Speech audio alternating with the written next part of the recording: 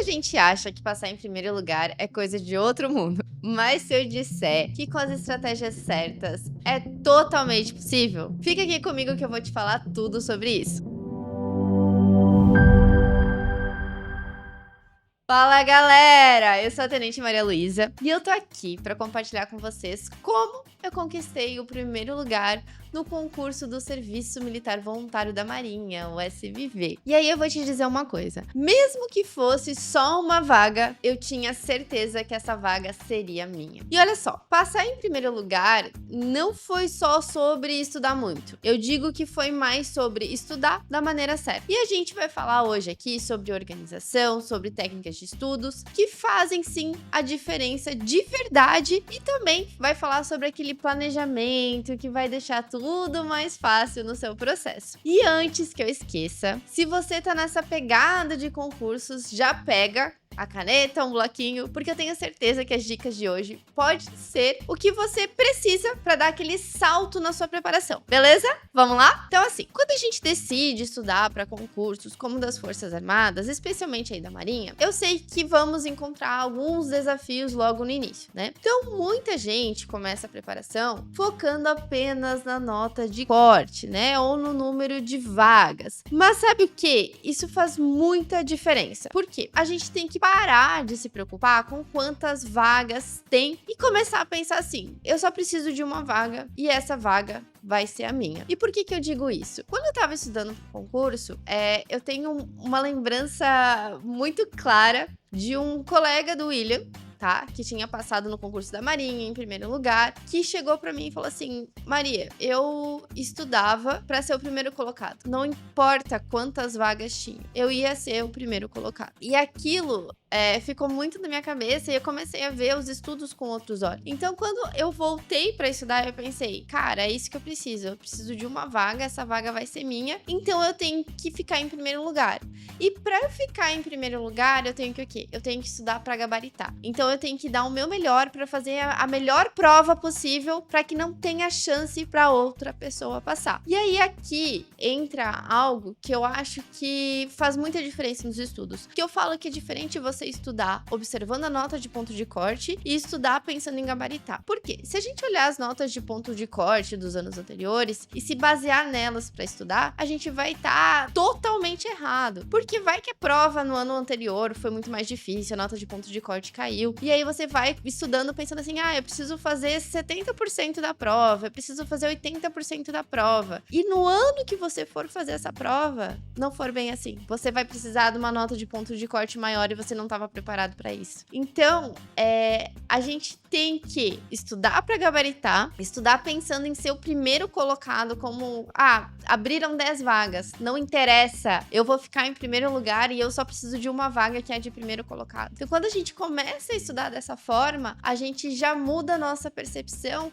e também muda a nossa motivação e o estilo do nosso estudo, beleza? E aí você lembra que você não tá competindo com os outros, você tá competindo consigo mesmo. E você vai colocar o seu melhor em cada estudo, em cada prova, em cada simulado que você for fazer. Outra coisa, muita gente no começo cai no erro de achar que estudar para concurso é sentar a bunda na cadeira e assistir algumas aulas e é isso aí, tá? Gente, isso é o que a gente chama de estudo passivo. Aquele que a gente faz sem interagir com o conteúdo. E ele raramente vai te trazer um resultado bom, porque você vai ter uma retenção menor do conhecimento do que você tá estudando. Então, às vezes, você tá fazendo só o estudo passivo, né? De assistir uma videoaula, sem anotar nada. Você tá fazendo uma leitura do material deitado na cama, tá? E aí, assim, pra quem quer realmente gabaritar, vocês precisam de um plano mais real, tá? Algo que dê conta aí dos seus objetivos. E aí, não tem segredo. É planejamento, organização e, obviamente, muito foco. Vamos lá. Então, a primeira coisa que eu fiz, né, foi me organizar. Então, quando eu comecei a estudar, eu tava fazendo mestrado, eu trabalhava, então eu não tinha muito tempo sobrando, que é o que acontece com a maioria dos concurseiros, tá? E aí vem a importância do tal do cronograma. O teu cronograma, ele precisa ser realista. Então, não adianta você colocar 1000 horas de estudos por dia dia se você sabe que você não vai conseguir cumprir? A gente precisa fazer metas alcançáveis, realizáveis, porque senão a gente vai se frustrar. Então eu fazia metas diárias e semanais e domingo à noite era meu momento de revisar tudo que eu precisava cumprir na semana, beleza? E aí entra outra dica valiosa, tá? O estudo ativo. Eu falei do estudo passivo, que vocês não devem fazer,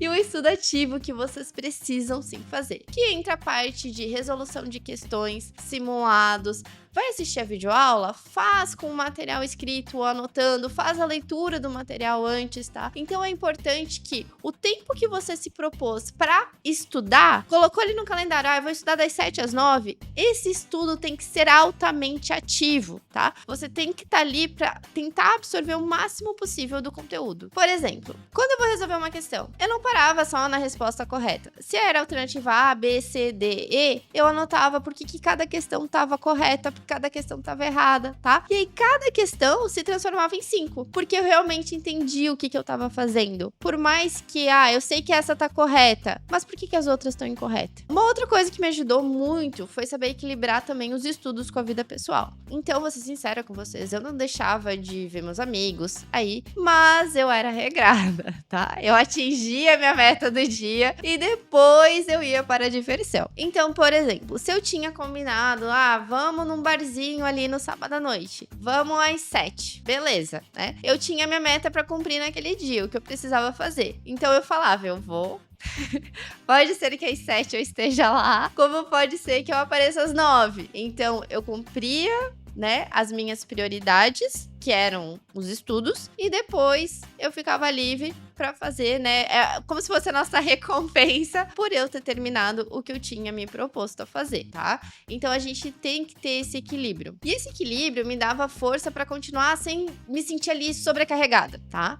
Outra coisa, eu usava os simulados como se fossem a prova real no dia. Então toda vez que eu fazia um simulado, eu me colocava na mesma situação do dia da prova. Então até mesmo, vou testar que roupa que eu vou usar, se eu vou sentir fome, se eu vou precisar beber água, tá? Por onde eu começo a fazer a prova. E depois disso eu revisava pra ver o que eu fiz de errado e anotava o que eu tinha dúvida. E esse passo, ele foi essencial pra identificar as minhas fraquezas e lacunas de estudos, pra que eu pudesse focar e melhorar no que eu realmente precisava. E você sabe qual que foi o momento chave dessa jornada? Eu diria que sem dúvida foi desenvolver a mentalidade de gabaritar a prova. Então eu me comprometi a estudar até eu ter certeza que cada conteúdo estava bem dominado. E aí é o seguinte, eu sabia que eu ia ter dias ruins, porque essa jornada de estudos, gente, não tô aqui pra romantizar e dizer, nossa, é maravilhosa, todos os dias eu sentava no horário proposto e eu estudava o que tinha pra estudar. Não, a gente tem dias ruins, tá? Então, nos dias bons, eu aproveitava pra dar aquele gás a mais,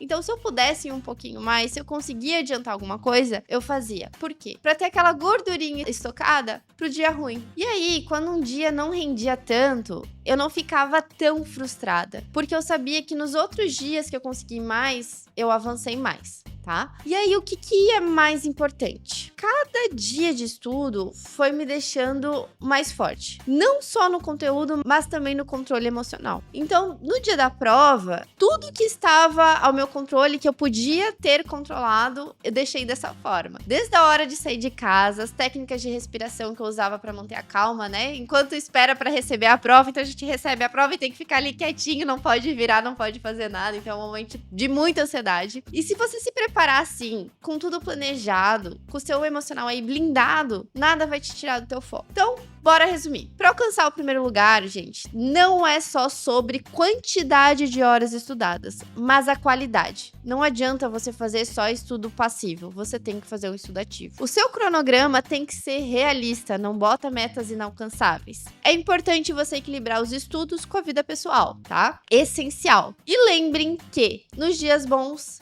estudem um pouco mais para vocês criarem essa própria gordurinha para os dias ruins, tá? E vamos lembrar aqui que a mentalidade faz toda a diferença. Então, foque em seu melhor, em gabaritar, não importa quantas vagas abram, você só precisa dar a primeira, porque é isso que vai garantir que você esteja preparado aí para qualquer desafio. Então, quem estuda com a certeza de que tá fazendo o seu melhor, não precisa se preocupar com a concorrência, tá? E eu vou dizer pra vocês, o sentimento de você sair da prova, sabendo que você deu o seu melhor e fez tudo que deveria ter feito, que tinha pra fazer, não tem preço. Bom, se você quer mesmo transformar a sua vida, elevar a sua preparação, levar seu estudo pro próximo nível, começa já a implementar essas estratégias que eu te trouxe hoje. Tá na hora de fazer da sua preparação uma ferramenta poderosa, porque isso vai mudar a sua vida. Então, se joga, porque essa vaga já é sua. Se liga também na descrição desse vídeo, por quê? Porque eu deixei vários materiais gratuitos para te ajudar nessa preparação. Então, não se esqueça de se inscrever no nosso canal e comenta também aqui embaixo o que você achou do vídeo, qual a sua profissão e se você também tá indo atrás do concurso público.